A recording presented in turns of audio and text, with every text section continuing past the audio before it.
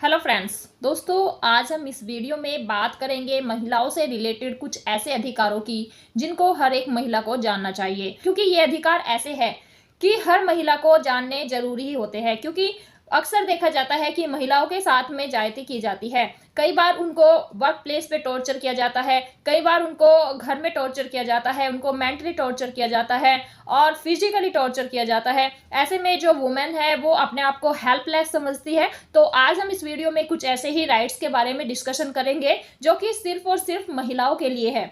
तो चलिए स्टार्ट करते हैं। सबसे पहले हम बात करते हैं कि अगर कोई भी व्यक्ति किसी भी महिला को डरा धमका रहा है, उसके साथ मार पिटाई कर रहा है, उसको हरेस कर रहा है, वर्क प्लेस पे उसका हरेसमेंट किया जा रहा है, या फिर किसी भी वुमेन का कोई पीछा कर रहा है, या फिर उसको डरा धमका रहा है, तो अगर कोई भी प्रॉब्लम किसी भी वुमेन के साथ होती है तो वुमेन के लिए एक स्पेशल हेल्पलाइन नंबर है जो कि 1091 है। अगर वुमेन कहीं पर भी है और उसके साथ किसी भी तरह की क्रुएल्टी की जा रही है, उसको हरेस किया जा रहा है, या फिर कुछ ऐसा एक्ट उसके साथ किया जा रहा है जो कि गलत है, या फिर उसका कोई पीछा कर रहा है, उसके साथ मार पिटाई कर रहा है, तो वुमेन अपनी हेल्प के लिए 1091 पर कहीं से भी कॉल कर सकती है और उस व्यक्ति के अगेंस्ट कंप्लेन करा सकती है। तो अगर आप डायरेक्ट पुलिस को कॉल करते हैं तो वहां पर हो सकता है कि आपकी हेल्प होने में थोड़ी देरी हो जाए। लेकिन अगर कोई भी महिला 1091 पर कॉल करती है तो जैसे ही वो कॉल करके कंप्लेन करती है, उस कॉल पर इंस्टेंट एक्शन लिया जाता है और उस महिला की हेल्प की जाती है। ये नंबर स्पेशली महिलाओं के लिए है और कोई भी महिला इस नंबर पर तभी कॉल करती है जब उसको हेल्प की नीड होती है या फिर उसके साथ कोई भी व्यक्ति गलत कर रहा होता है। तो अगर कोई भी महिला 1091 पर कॉल करती है तो उस कॉल का इमीडिएटली इफेक्ट देखा जाता है और तुरंत ही महिला को हेल्प प्रोवाइड की जाती है, भले ही वो कहीं पर भी क्यों ना हो। अब हम बात करते हैं सेकंड नंबर की। जो वुमेन है, अगर उनके अगेंस्ट कोई भी केस हो गया है या फिर वो किसी के अगेंस्ट केस करना चाहती है, तो स्पेशली वुमेन के लिए ये हेल्प दी गई है कि हर एक वुमेन को फ्री लीगल एड की सुविधा होती है। यानी कि महिलाओं को कोर्ट में फ्री का वकील प्रोवाइड किया जाता है। अगर कोई भी महिला कोर्ट में केस लड़ना चाहती है या फिर किसी भी महिला के अगेंस्ट कोर्ट में केस कर दिया गया है, तो ऐसे में महिला को कोर्ट की तरफ से एक वकील प्रोवाइड किया जाता है जो उस महिला का केस लड़ता है। क्योंकि कई बार देखा जाता है कि जो महिला होती है वो अनएम्प्लॉयड होती है, उसके पास अर्निंग का कोई सोर्स नहीं होता है। तो ऐसे में कोर्ट की तरफ से भी महिला को ये सुविधा दी गई है कि अगर कोई भी महिला अपना प्राइवेट वकील अफोर्ड नहीं कर सकती है, उसके पास इतने पैसे नहीं है कि वो अपना प्राइवेट वकील हायर करे और उसको पैसे दे, तो महिला को कोर्ट की तरफ से ही एक फ्री में वकील प्रोवाइड किया जाता है जो कि उस महिला का केस लड़ता है। आगे हम बात करते हैं कि पुलिस भी महिला को रात्रि के समय अरेस्ट नहीं कर सकती है। यानी कि हर एक महिला को ये राइट होता है कि उसको शाम के 6 बजे से सुबह के 6 बजे तक कोई भी पुलिस अरेस्ट करके थाने में नहीं लेके जा सकती है, भले ही उस महिला ने कोई भी ऑफेंस क्यों ना किया हो। लेकिन अगर ये एप्रीहेंशन है कि वह वुमेन जिसने ऑफेंस किया है रात में उस कंट्री को छोड़ करके किसी अदर कंट्री में जा सकती है, तो ऐसे में भी जो पुलिस है उसको मजिस्ट्रेट से वारंट इशू कराना होता है उस वुमेन को अरेस्ट करने के लिए, तभी पुलिस उस वुमेन को अरेस्ट कर सकती है। अब हम आगे बात करें कि equal payment for equal work. यानी कि कई बार ये देखा जाता है कि किस स्थान पर महिला और पुरुष दोनों ही काम करते हैं, लेकिन उसी काम के लिए पुरुष को ज्यादा वेतन दिया जाता है जबकि महिलाओं को कम दिया जाता है।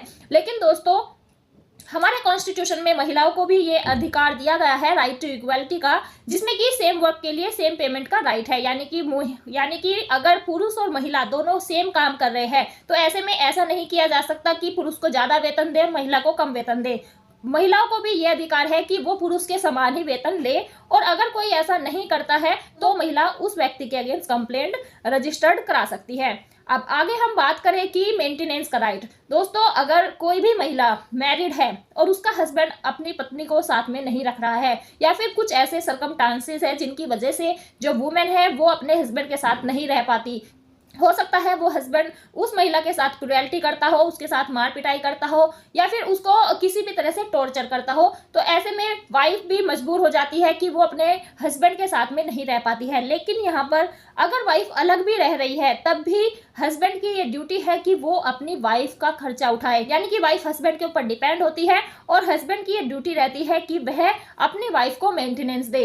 अगर हस्बैंड अपनी वाइफ का खर्चा नहीं उठा रहा है, उसको पैसे खर्चे के नहीं दे रहा है, तो वाइफ कोर्ट में जा करके 125 ऑफ सीआरपीसी जो कि अब 144 बीएनएसएस में कन्वर्ट कर दिया गया है, उसमें जा करके कोर्ट में अपनी एक पिटीशन फाइल कर सकती है, जिसमें वो महिला अपने हस्बैंड से मेंटेनेंस की मांग कर सकती है और उस महिला को मेंटेनेंस मिलता भी है। अब आगे हम बात करें कि दोस्तों अगर किसी भी स्थान पे जो वुमेन है वो काम करती है तो किसी भी महिला से लगातार 5 घंटे से ज्यादा काम नहीं कराया जा सकता। यानी कि अगर कोई भी वुमेन काम कर रही है तो ऐसा नहीं है कि उसके ऊपर ओवरबर्डन डाल दिया जाए या फिर उसको 5 घंटे से ज्यादा लगातार काम कराया जाए। अगर कोई भी वुमेन कहीं भी काम करती है तो उस वुमेन को 5 घंटे के बाद ब्रेक देना ही देना होगा। ऐसा नहीं है कि उसको लगातार 5 घंटे से ज्यादा काम कराते रहे, क्योंकि ये महिलाओं के पास अधिकार है कि किसी भी महिला को 5 घंटे से ज्यादा वन टाइम में काम नहीं करा सकते। बीच में उस महिला को ब्रेक देना ही देना है।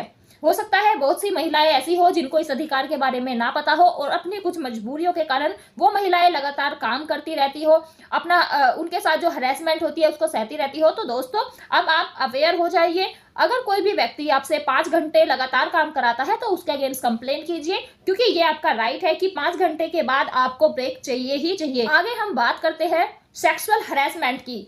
दोस्तों अगर कोई भी वुमेन वर्किंग है और उसका वर्क प्लेस पर सेक्सुअल हरेसमेंट हो रहा है, कोई भी उसके साथ छेड़खानी कर रहा है, उसको गलत तरीके से देख रहा है या फिर ऐसा है कि उसको किसी भी तरह से टॉर्चर किया जा रहा है, तो ऐसे में भी जो वुमेन है अगर वो चाहे तो वो 1091 पर कॉल करके उन व्यक्तियों के अगेंस्ट कंप्लेंट कर सकती है जो कि उस वुमेन का हरेसमेंट कर रहे हैं। अब दोस्तों आगे हम बात करते हैं कि वुमेन का फादर की प्रॉपर्टी में क्या राइट है। दोस्तों एक बार ये होता है कि पिता की सेल्फ एक्वायर्ड प्रॉपर्टी होती है और जिसमें पिता किसी भी बेटे के या बेटी के लिए विल किए बिना ही एक्सपायर हो जाते हैं। तो ऐसे में जो भी पिता की वो प्रॉपर्टी है उस प्रॉपर्टी में बेटी का भी बराबर का अधिकार होता है और आप अपना अधिकार ले सकती है।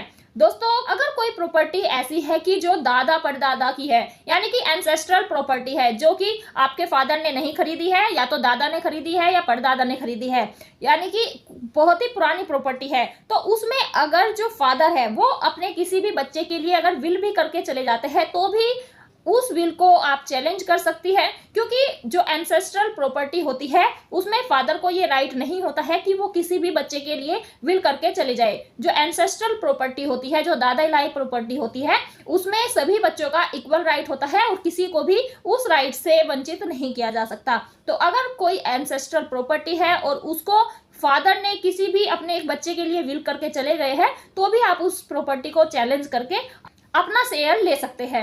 अब आगे हम बात करें दोस्तों कि अगर कोई भी वुमेन मैरिड है और उसके साथ ससुराल में दान दहेज की मांग की जाती है, उसको मेंटली टॉर्चर किया जाता है, उसको फिजिकली टॉर्चर किया जाता है, उसको दान दहेज ना लाने के लिए प्रताड़ित किया जाता है हस्बैंड के द्वारा और उसकी फैमिली के द्वारा, यानी कि सास ससुर के द्वारा, तो ऐसे में जो महिला है उसके पास ये राइट है कि वो अपने इन लॉज के अगेंस्ट और अपने हस्बैंड के अगेंस्ट 498A का केस कर सकती है, जो कि अब भारतीय नागरिक सुरक्षा संहिता में 85 में कन्वर्ट कर दिया गया है। अगर आप अपने इन लॉज के अगेंस्ट 498A का केस कर देती है तो उनके अगेंस्ट तुरंत FIR होती है और उस पर पुलिस तुरंत ही एक्शन लेकर के उनको थाने में बुलाते हैं और जो भी आपका केस होता है उस पर इन्वेस्टिगेशन स्टार्ट हो जाती है। तो ऐसे में अगर कोई भी आपके साथ गलत कर रहा है, आपको किसी भी तरह से टॉर्चर कर रहा है, आपको दान दहेज के लिए टॉर्चर कर रहा है, तो आप अपने अधिकारों का यूज करना सीखिए और उनके अगेंस्ट कंप्लेन कीजिए। दोस्तों अब हम आखिर में बात करते हैं एक ऐसे राइट की जो कि वुमेन के पास है, यानी कि किसी भी मैरिड वुमेन के साथ में अगर उसके इन लॉज के द्वारा, उसके पति के द्वारा घरेलू हिंसा की जाती है,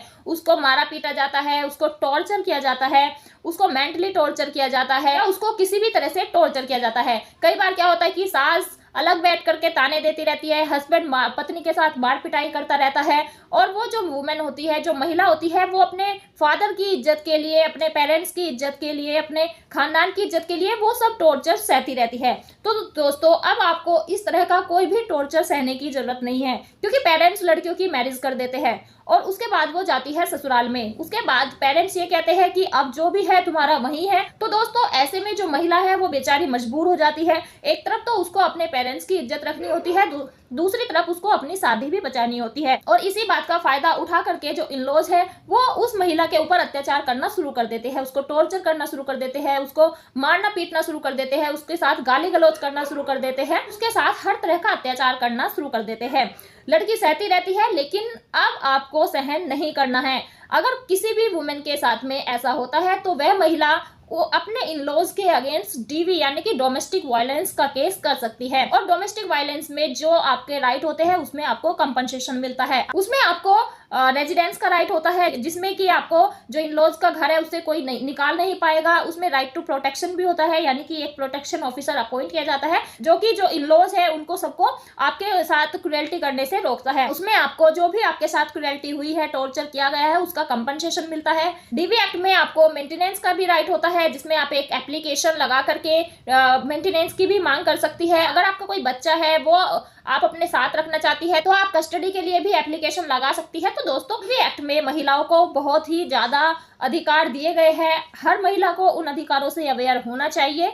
और इस वीडियो में मैंने जितने भी आपको राइट्स बताए हैं, अगर आपके साथ किसी भी तरह की क्रुएल्टी हो रही है, किसी भी तरह की ज्यादती हो रही है या फिर कोई भी हरेसमेंट आपके साथ हो रहा है, तो आप उन अधिकारों का यूज कीजिए। तो दोस्तों, आपको ये जानकारी कैसी लगी हमें कमेंट बॉक्स में कमेंट करके जरूर बताएं।